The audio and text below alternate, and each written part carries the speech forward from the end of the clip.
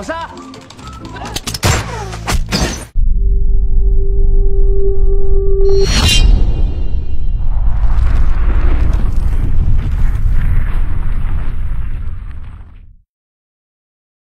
Tindakannya itu ternyata berpengaruh ke kehidupan Xiaobei di masa sekarang, di mana sebelumnya selama 11 tahun dia tidak pernah mau untuk mengunjungi makam kakaknya.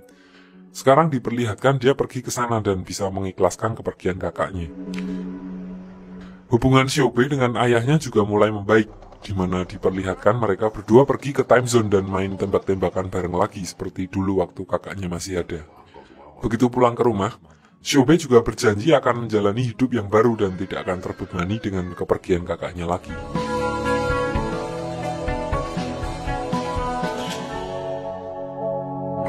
Keesokan harinya di sekolah, diperlihatkan Chuge yang menyadari kesalahannya dan meminta maaf kepada Xiaobei. Di sini sebenarnya Xiaobei juga mau minta maaf. Akhirnya dia menerima permintaan maaf Chuge sambil jual-jual mahal dikit. Singkat cerita, tim Continue bertanding dengan lawan selanjutnya di turnamen regional. Lawannya kali ini adalah tim Skywalker yang dipimpin oleh King. Jadi tim ini kayak asuhannya tim Gravity. Dan di sini King ditugaskan untuk membantu mereka lolos babak regional. Di tengah permainan, terlihat perbedaan level antara para anggota tim Continue dengan King. Fokus para pemain pun hilang di sini, terutama Cheng Hao yang malah nggak bisa baca map. Hasilnya tim mereka kalah dan Cheng Hao dianggap beban. Mulai dari situlah terjadi perpecahan di tim Continue. Cheng Hao yang tidak terima dianggap beban lalu ribut dengan Wang Kai di dalam game. Puncaknya mereka akhirnya bertengkar dan Pandora mengusulkan untuk mengganti Cheng Hao dengan pemain lain. Xiaobei yang udah mentok lalu berkata kalau mereka mau bubar ya udah silahkan. Pandora di sini juga mengatakan kalau Xiaobei bisa berkata begitu karena dia sudah didekati oleh tim lain dan bisa masuk ke sana kapan saja. Ibaratnya nothing tulus kalau tim Continue mau bubar. Anggota tim Continue lainnya yang kaget mendengar hal itu lalu memutuskan untuk pergi karena kecewa kepada Xiaobei.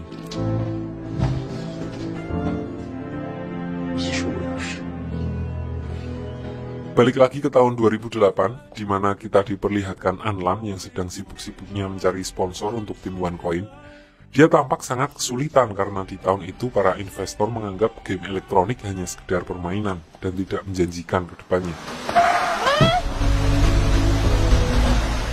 Saat Anlan sedang kesulitan, di saat yang bersamaan tim OneCoin malah membuat masalah dengan berkelahi di warnet orang. Mereka akhirnya digiring ke kantor polisi termasuk Anlan yang saat itu baru sampai di sana. Anlan yang tampak kecewa lalu memutuskan untuk berhenti jadi manajer mereka dan keluar dari kontrakan Xiaofeng. Di sini Xiaofeng juga tidak bisa berbuat banyak, walaupun dia sudah mendatangi Anlan di kampusnya dan meminta untuk kembali, namun Anlan tetap menolaknya. Singkat cerita, hengkangnya Anlan ternyata berpengaruh kepada tim OneCoin.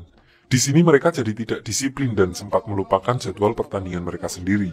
Walaupun ada Chang Sai yang datang ke lokasi lebih dulu dan menghubungi Xiaofeng dan yang lainnya untuk segera merapat ke sana, ternyata mereka tetap tidak bisa ikut bertanding karena lupa membawa peralatan sendiri. Tim OneCoin akhirnya didiskualifikasi dari pertandingan tersebut.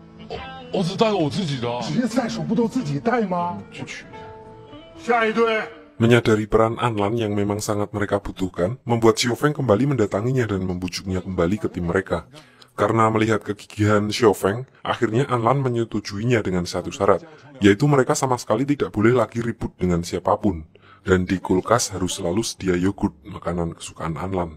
2 jadi syaratnya, nggak salah. Singkat cerita, tim OneCoin akhirnya setuju dengan syarat yang emang nggak susah-susah amat juga. Dan sebagai permulaan, Anlan langsung menjadwalkan pertandingan persahabatan dengan tim dari kampung sebelah untuk mengetes attitude mereka kembali. Hari pertandingan pun tiba. Diperlihatkan di sini lawannya yang masih terbilang bocil dibandingkan dengan mereka. Hal itu membuat tim OneCoin sedikit meremehkan mereka. Alhasil mereka kalah telak walaupun sempat unggul di babak pertama.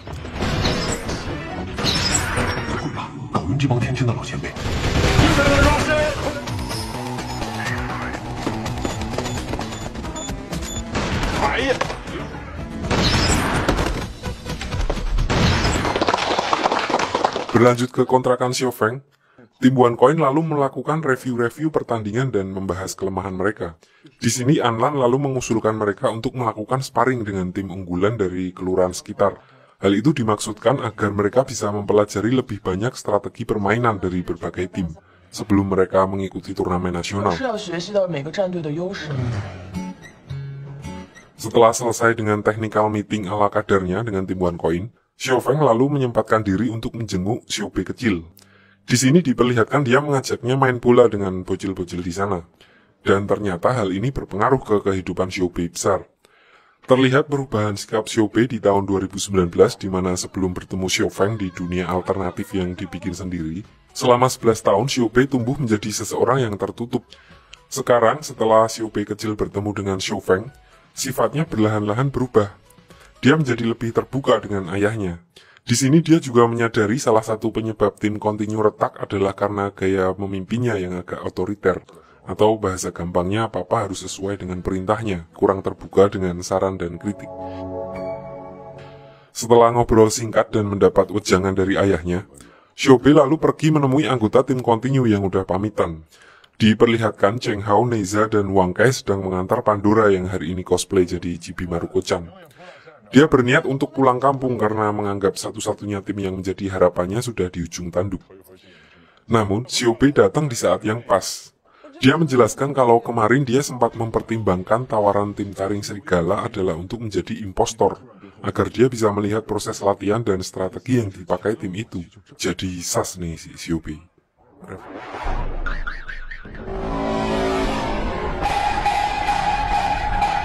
Xiao Bei lalu memberikan mereka masing-masing gelang kontinu, seperti yang diberikan oleh kakaknya dulu. Hal ini menjelaskan kalau tim kontinu akhirnya comeback dan menjadi lebih solid.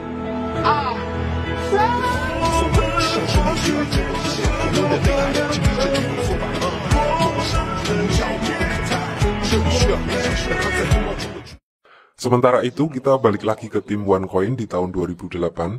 Kekompakan mereka juga mulai terbentuk, mulai dari nobar jandara sampai mereka akhirnya serius menjalani latihan untuk mengikuti turnamen nasional.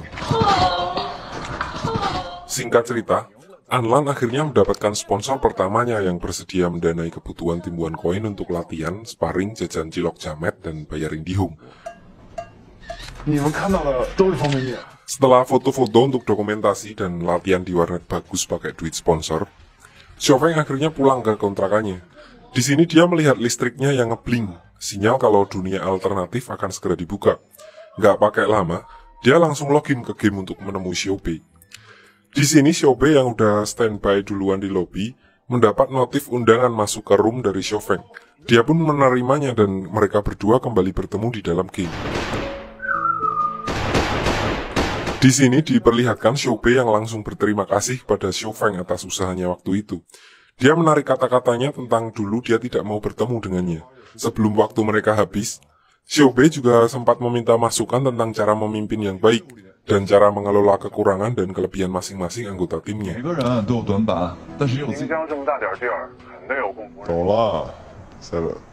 Mengikuti saran Xiao Feng, besoknya Xiao Bei pergi menemui rekan-rekannya dengan agenda latihan khusus, terutama untuk Cheng Hao sebagai player yang paling noob. Di sini dia juga meminta bantuan ayahnya untuk mengajari mereka arti kerjasama tim yang sesungguhnya. Singkat cerita, ayahnya mengajak mereka ke sebuah mall untuk latihan. Aturannya cukup sederhana, mereka hanya disuruh mencari Willy Dawson yang akan bersembunyi di dalam mall tersebut bersama dengan Cheng Hao, sementara yang lain mencarinya. Ya intinya cuma main petak umpet tapi pakai strategi. Dengan latihan ini, Xiao Bei mencoba untuk membuktikan bahwa skill yang tinggi akan sia-sia di pertandingan jika tidak bisa bekerja sama dengan teman satu timnya. Sementara Cheng Hao diajarkan ayahnya Xiao Bei untuk bisa membaca situasi dan memanfaatkan kelemahannya. Walaupun skillnya memang yang paling beban, dia tidak boleh hanya mengandalkan temannya yang lain. Setelah menyadari kelemahan mereka dan berusaha berkomunikasi dengan baik antara satu sama lain, mereka akhirnya bisa menangkap Cheng Hao dan Willy Dawson.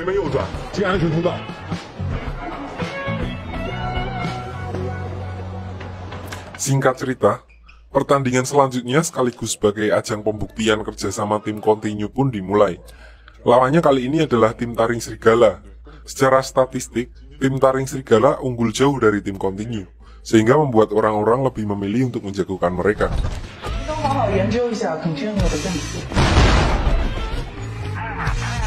Namun berkat kerjasama yang baik antara mereka, ditambah Cheng Hao yang sudah pandai membaca situasi, tim Continue akhirnya bisa memenangkan pertandingan kali ini.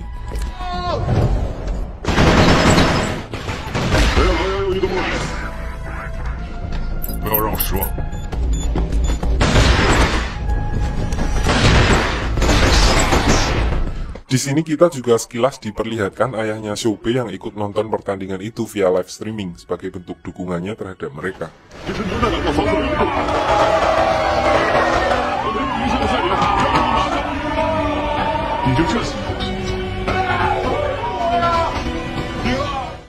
Beralih ke tim OneCoin, diperlihatkan di sini mereka yang sedang merayakan ulang tahunnya Changsa, anak lulusan rumah sakit Seoul.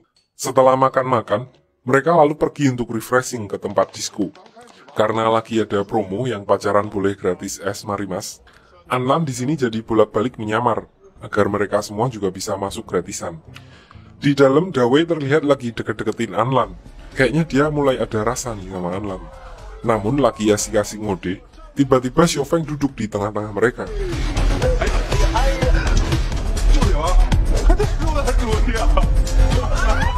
Singkat cerita, mereka lalu mengakhiri malam itu dengan acara tiup lilin untuk Changsa dan bakar-bakar kembang api kecil sebagai perayaan untuknya yang lagi ulang tahun. Hari ini jadi hari yang cukup membahagiakan untuk tim OneCoin dan tim Continue.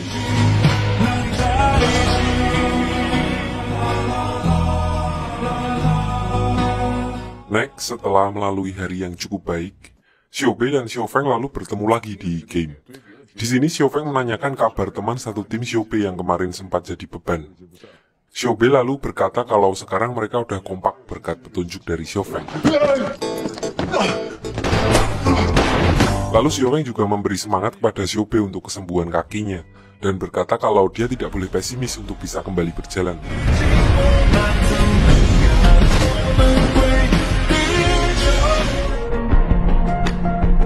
Selanjutnya diperlihatkan tim Continue yang kembali melakukan latihan karena dari kemarin mereka udah pol-polan latihan terus nggak pakai leren.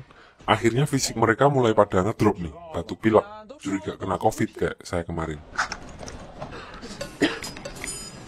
Setelah tes swab antigen dan hasilnya negatif, mereka lalu disarankan untuk banyak latihan fisik.